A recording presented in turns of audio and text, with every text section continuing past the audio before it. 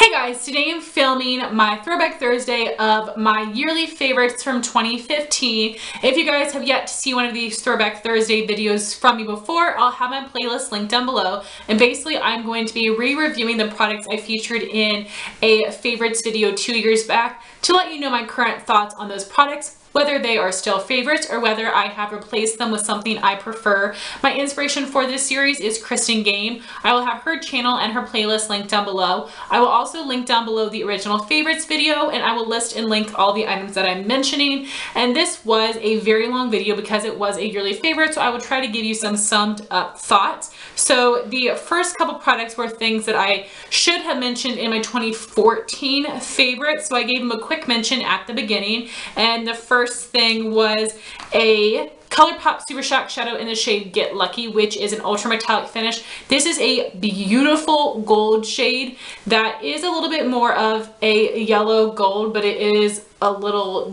dustier. It's a really pretty sandy gold color. One of my absolute go-tos for the winter time. I love wearing this actually as my Christmas eyeshadow. It's super beautiful. Absolutely still a favorite. Another favorite was the Zoya polish in the shade Margo. This is an amazing polish. Now, most colors like this end up showing up very red on the nails, but this one is that perfect mixture of purple and red. This is my #1 vampy polish, and it has an amazing formula. I love Zoya polishes in general, but this is definitely a must-have shade for me. So then for the rest of my favorites, I mention them in the order that I apply them to my face. And for primer, I had mentioned the Smashbox Photo Finish Pore Minimizing Primer. This is one of the only primers that I've ever actually repurchased. This is just a deluxe sample size, but I usually pick up the travel sizes because those are actually a much better value than buying the full size. This is the best pore minimizing primer that I've tried. I have tried the Benefit, the Makeup Forever, and I think that this is the best one for oily skin. It smooths over your pores really nicely and it helps keep me a little bit more matte. I will continue to repurchase this forever. Then I believe I had a foundation combination, but the first part of that combo was the Hard Candy Glamoflague foundation in the shade Porcelain. I have been through several bottles of this. You guys hear me talk about it all the time. This is my #1 foundation for mixing. This shade is very, very fair, but it is also yellow, which is amazing for me because most foundations are too dark and too pink or peach, so this is great to help adjust the shade. Also, this has an amazing formula. It is medium buildable coverage, it has a natural satin finish, and this mixes well with basically every single foundation that I've ever mixed it with. This is a holy grail product that I will always have in my collection. I think it is absolutely amazing. And the other foundation that I had mentioned was the Kat Von D Locket Tattoo in the shade Light 45. I have used that up. I used it up earlier this year. That is a very nice foundation. It is super duper full coverage. It holds up against my oil decently, but it is not the most mattifying foundation. And because it is so full coverage, it really settles into lines. So I would not recommend it for someone that has more mature skin. And when I was finishing it up this year, I actually fell in love with it all over again.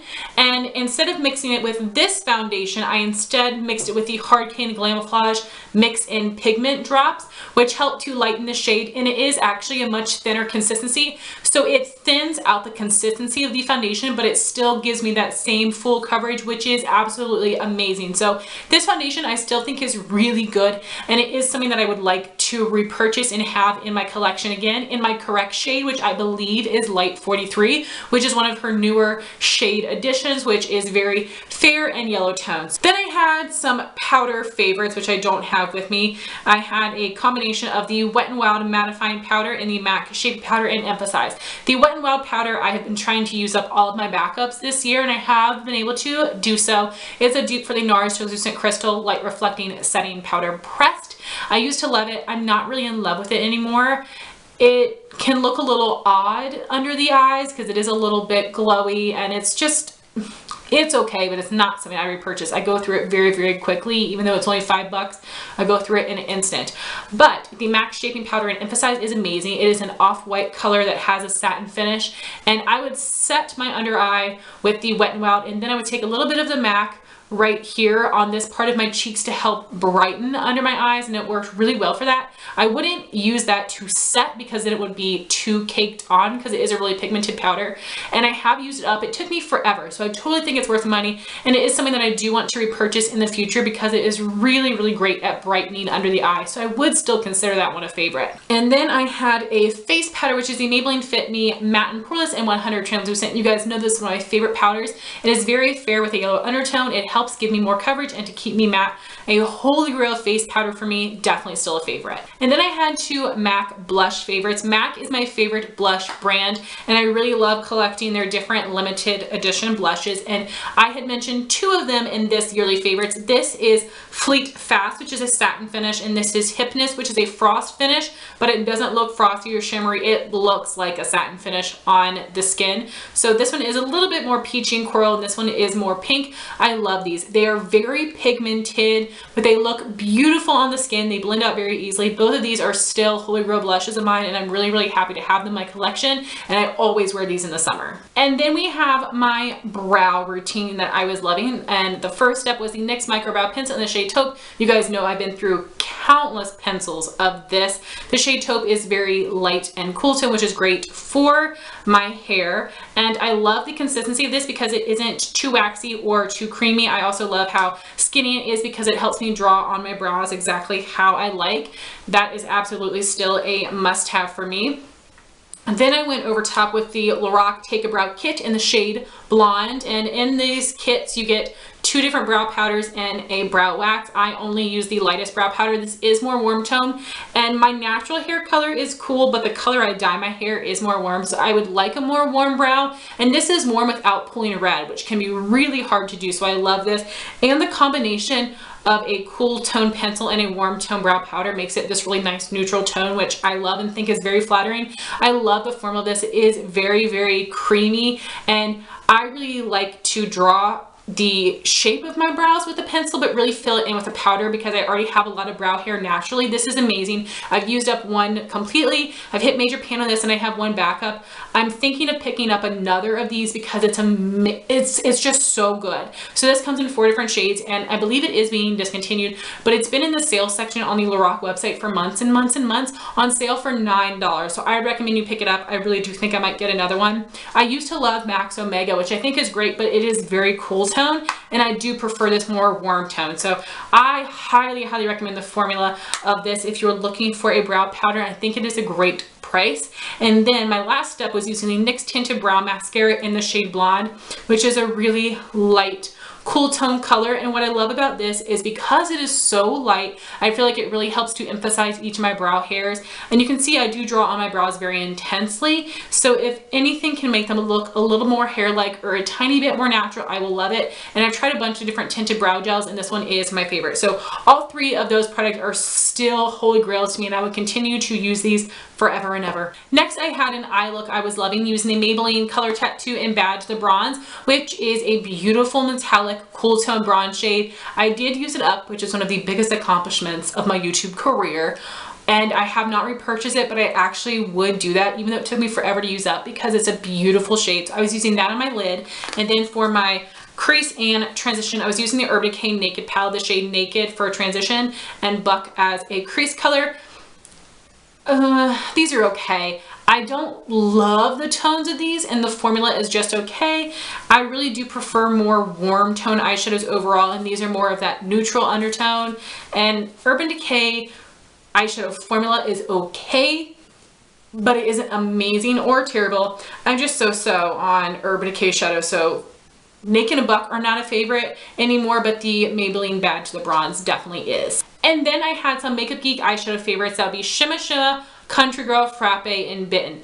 These 3 are still a favorite, but not Country Girl. This one has been discontinued, and this is a matte shadow with glitter pieces in it. And everybody knows how much we hate that. I don't know why brands continue to make it, but it is really hard to pick up the pigment on a brush, which is a shame because I love this rosy red tan color. It is so pretty, but it's very hard to pick up on a brush and put in my crease with that freaking glitter. So I don't recommend that one, but those other 3 are absolutely amazing. I think that Frappe is one of the best crease colors ever. I absolutely love it. Bitten's amazing in the outer corner. Shimma is beautiful on the lid or as an inner corner highlight. This would be a beautiful cheek highlight as well because it is very metallic even though it's just a standard shadow. Love Makeup Geek shadows, all holy grail except for Country Girl. And then I had one other eyeshadow. This is the Colourpop Super Shock Shadow in the shade Boy Band, which is a pearlized finish. This is a beautiful coppery bronze color. Love this a lot, and this is a little bit deeper than shades I usually wear on my lid, but it isn't too dark or vampy. Love this for the fall time. Definitely still a favorite. Then I had a couple mascaras. I was using a combination of the Tarte Lights Camera Lashes and the Too Faced Better Than Sex mascara. Both of those have natural bristle brushes and they're both a dry formula. The Tarte is just like a skinny standard brush wand, and the Too Faced is shaped like an hourglass. I really did love the way that the combination of my lashes looked. The Tarte was great for length, the Too Faced was great for volume, but the Tarte mascara, I bought it in the full size and it dried up so quickly, so I would only get the little minis from now on. And the Too Faced doesn't dry up as quickly, but this smudges terribly under my eyes. I never ever put mascara on my lower lashes, just on the top, and somehow this mascara still smudges underneath. So I've got a couple of different little minis of this that I will use up, but after that I won't repurchase it because it's just so frustrating having to wipe away that mascara smudge. But I do love those mascaras and I think they work really well together. And then another mascara favorite was the Maybelline Colossal Chaotic, and I'm not showing you the wands on these because these are unopened. I did like this. I love most Maybelline mascaras. It is a natural bristle brush. It gives good volume.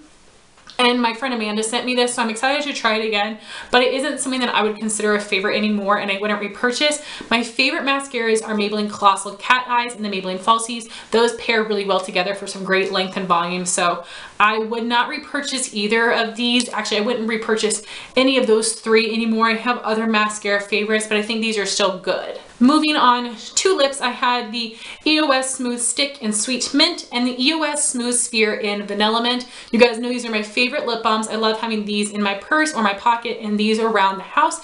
They give the perfect amount of moisture to my lips. They aren't too thick or too thin. I love this scent. These last a long amount of time on my lips. My number one lip balm, I'll continue to repurchase both of these forever and ever. And then for my colored lip product favorites, I have one from MAC and the rest are from Colourpop. So the one from MAC is the Patent Polish Lip Pencil in the shade Kittenish, which is this beautiful mauve pink color. I love the MAC Patent Polishes. These have a nice amount of pigment. They are a little bit thick, which is nice because they don't feel heavy, but they are a little bit more long lasting. They have a beautiful shine to them, which makes your lips look fuller. One of my favorite lip product formulations ever. I have a couple different shades and I absolutely love this one. These products are so easy for just slapping on throughout the day without really needing a mirror. So definitely love this and it is still a favorite. And then as I said, the rest of the products are from Colourpop. So I had a combination of a lip liner and a lippy stick. So the lip liner is in the shade Bound, which is a dupe for MAC's Whirl. This is a really great warm mauve lip liner option. I have one that is Razor, which is more cool, and this one is which is more warm, which I love because depending on my lip color I can choose whether I want warm or cool. Like today I'm wearing Anastasia Dusty Rose Liquid Lip, which is a little bit more warm, so I paired it with Bound, which is a more warm lip liner. So I would line my lips and then fill in the corners with the liner, and then I went over top with this Colourpop lippy stick in the shade Westy, which is a matte finish. This is a beautiful bright yet dusty pink, and I liked this combo a lot in the springtime, and I definitely do still love this combination. I love this shade so much. I don't love the lippy stick formulas in general as much as I used to. The only finishes I will buy are matte and matte X, and I do like it. With Colourpop lippy sticks though, especially with these lighter shades, I often will get that white line on the inner part of my lips, which is a bummer. And that happens with other lip products occasionally, but it happens often with Colourpop lippy sticks, so that's kind of annoying. But I would still consider this combo a favorite. I really do love this kind of pink on my skin tone, especially in the springtime. And then we have the shade Contempo, which is a mauve pink. It is a matte finish, and I really love wearing this in the wintertime. I would still consider it a favorite, but I don't love it as much as Westy. I think it's because I just have a lot of mauves in my collection, so this isn't as unique, but I have a hard time finding pinks that I actually really love, but I'd still consider it a favorite. And then I have another matte lippy stick in the shade Brink, which is a beautiful light terracotta color that's amazing in the fall time. This one is definitely still a favorite. A lot of terracottas are really intense and really deep on my skin tone, but not this one. And then the last color I have is Grunge, which is also matte finish, and this is a beautiful terracotta brown. This is the only brown lipstick that I have and actually enjoy my skin tone because it is that warm undertone. This is a really cool look. It's very pretty. So definitely still would say that all of these are favorites, but I like Westie and Brink a little bit more than Contempo and Grunge. And then I have two Colourpop Ultra Matte Lips in the shade Solo and Clueless. Clueless is a dusty rose and Solo is a dusty salmon. These two and the Ultra Satin Lip in Molly are my top 3 Colourpop liquid lips ever. I think that they're amazing. These colors I think are very flattering on my skin tone. Like I said, I've been having a harder time finding pinks that I think are flattering on me, and Clueless is one of them. And I feel like I'm going to need to buy a new tube of Clueless soon, even though I don't reach for it as much. This is a go-to Colourpop lip color for me, and this is an old formula. Solo is a newer tube. I don't love the Colourpop Ultra Matte Lip formula as much anymore. It's changed so much over time. You never really know what you're gonna get, but I love these two shades so much. That is all for lips. And lastly, we have a couple of nail polishes. The first one here is Essie Wears My Chauffeur. You can see I've used up a decent amount of this. This is a beautiful, bright, yet dusty green tone blue that I love wearing in the springtime. This is opaque in 2 coats, 2 to 3 actually, which is very impressive for Essies. They can be a little bit streaky. Love that shade. Then of course we have another blue. Blue polish is my favorite. This is a Maybelline Color Show Bleach Neons in the shade Day Glow Teal. Opaque in 2 coats. This is more of a satin finish, so I definitely have to use a top coat with that. And then also from the Color Show Bleach Neons collection is the shade Ultraviolet, which is this bright pink tone purple. Absolutely still a favorite. And lastly, we have OPI Worth a Pretty Penny, which is a copper polish with some platinum shimmer throughout, which makes it really dimensional on the nails. I think OPI makes the best metallics ever. Absolutely love that polish, and it is still a favorite. So guys, those were all of the makeup products that I featured in my Best of Beauty for 2015. I would love to know your thoughts if you've tested out any of these products. Thank you all so much for watching this video. Please like, comment, and subscribe, and I'll talk to you soon. Bye guys.